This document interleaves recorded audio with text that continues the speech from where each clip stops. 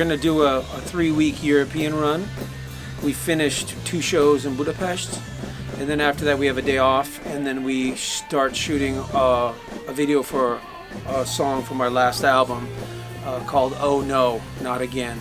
The guy who's going to shoot it is a very good friend of mine, an amazing director, amazing actor. His name's Attila Arpa, and he was born in Germany but with Hungarian parents, and he moved back to Hungary when he was young, and he became a big star in American films and European films, and he's very widely renowned around the world, and I'm really stoked to work with him because he's gonna make an amazing video for us.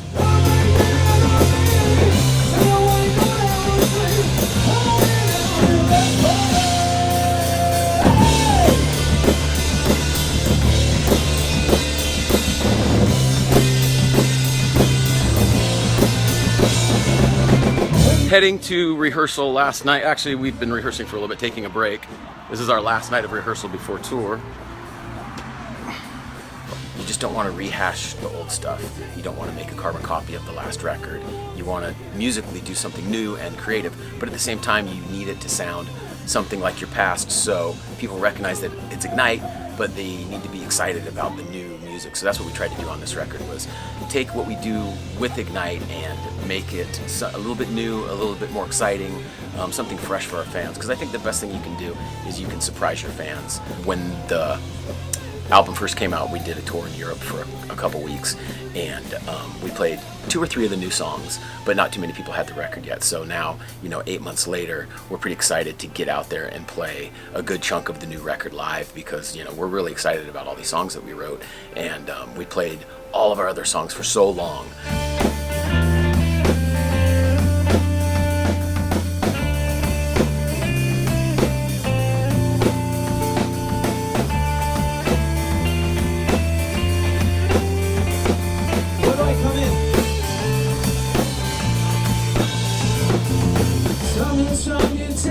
I was never blessed with a gift like Justin Bieber has. We can write about partying and driving Ferraris. I have always been into political punk rock and the struggle, and it's not fun what I write about. But we can only write about, you have to be honest when you write, right? When you write music, it has to be for real, or we don't do it. And my reality has been centered around these wars, World War I, World War II, 1956 revolution, and everything else. Half of my family split apart, and half of them is here in America, the other half is here back in Hungary. And so I write about what I know. And one of the things I've always appreciated of my Hungarian background is that, we have 1,000 years. The Hungarian peoples have been in that area for around 1,000 years, and there's a long history of old people passing down really interesting, cool stories of what they've done and what they've been through.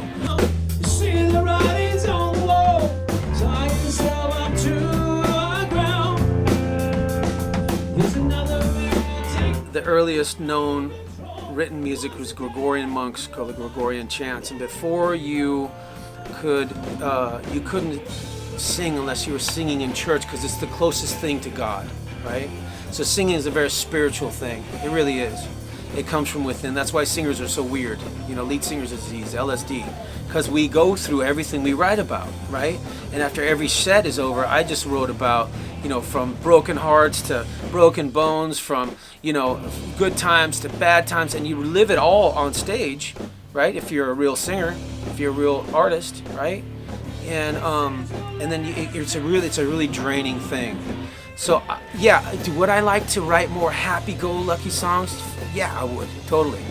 I don't know how. I've tried to do, like, my uplifting stuff is usually after the song is through. Then we talk about like Live for Better Days comes from a really dark time for me, when I finally woke up and said, you know what, I'm gonna start waking up and being thankful for what I have, and not looking for what I don't have. I think that happiness is you find that from when you want what you have, right?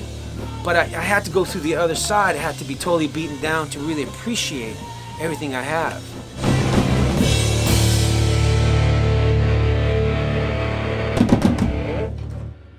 Oh, it's too high.